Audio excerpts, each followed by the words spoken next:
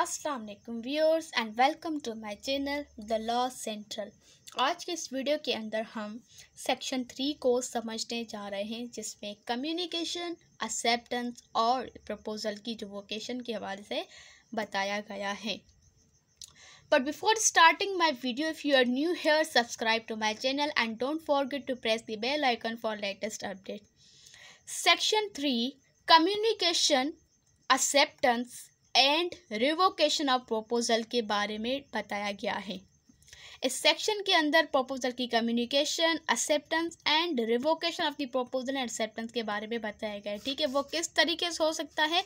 Are deemed to be made by any act और omission of the party के act, उसका काम करने से, ठीक है, उसकी ओमिशन करना या कोई एक्ट परफॉर्म करे जिससे उसकी इंटेंशन ज़ाहिर हो कि उसने प्रपोजल को कम्युनिकेट किया है या एक्सेप्ट किया है या रिवोकेशन किया है। ये उसकी इंटेंशन से, उसकी एक्ट की इंटेंशन से ज़ाहिर हो।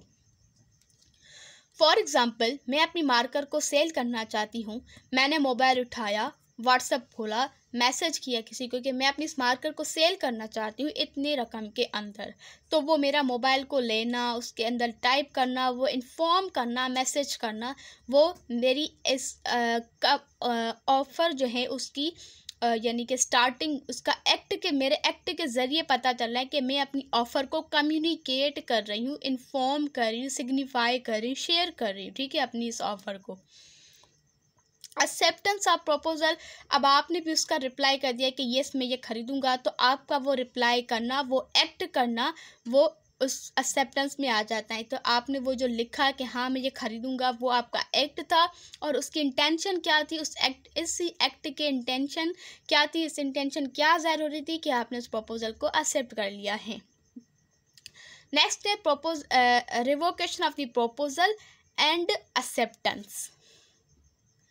Revocation of the proposal and acceptance ये भी एक्ट के ज़रिए ही शो हो सकते हैं। फॉर एग्जांपल, मैंने अपनी मार्कर को सेल करने के लिए, मैंने अपने घर को सेल करने के लिए लेटर तो दे दिया था, लेकिन अब इस प्रपोजल को रिवोक करना चाहती हूँ। तो फिर मैं क्या करूँगी, टेलीग्राम के ज़रिए आपको मैसेज कर लिया, ठीक है, कि मैंने जो फला ऑफ़र आपको दी है ये मैं अब नहीं करना चाह रही। तो वो टेलीग्राम पर मैसेज करना, ये एक्ट करना, ये क्या शो करता है कि मैंने अपने जो प्रपोजल थी उसको मैंने रिवोक किया है। इसी तरीके से रिवोकेशन ऑफ एक्सेप्टेंस, आपने फॉर एग्जांपल अगर ए ने बी को लेटर दिया कि मैं अपना घर सेल करना चाहती हूँ, बी ने भी लेटर पोस्ट कर लिया कि हाँ मैं तुम्हारा घर खरीदूंगा।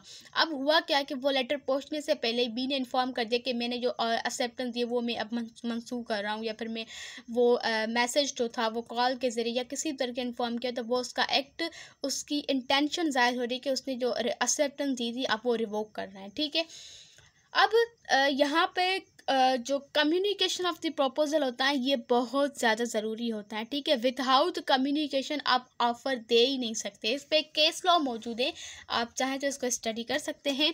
1996 CLC पेज 118। ठीक है, इसका बेसिक यही है कि कम्युनिकेशन, विदाउट कम्युनिकेशन ऑफ़र कि हो ही नहीं सकती, कॉन्ट्रैक्ट वो माना ही नहीं जाएगा। मैं अपने मार्कर को सेल करना तो चाहती हूँ, लेकिन मैंने इसको जो वो चिट पे लिखने अपनी पॉकेट में ही रख लिया, मैं आपको बता ही नहीं रही, ऑफ़र की कम्युनिकेशन ही नहीं कर रही, तो फिर क्या ये कॉन्ट्रैक्ट कैसे हो सकता है। ठीक है, तो कम्युनिकेशन और प्रपोजल के हवाले से ये केस लॉ है जो मेरे जहन में था, तो आप लोगों के साथ शेयर कर लिया। ठीक है, तो ये था सेक्शन 3 से रिलेटेड। अगर आपको कोई क्वेश्चन है तो आप कमेंट सेक्शन में पूछ सकते हैं। नेक्स्ट वीडियो के अंदर हम सेक्शन 4 को पढ़ेंगे।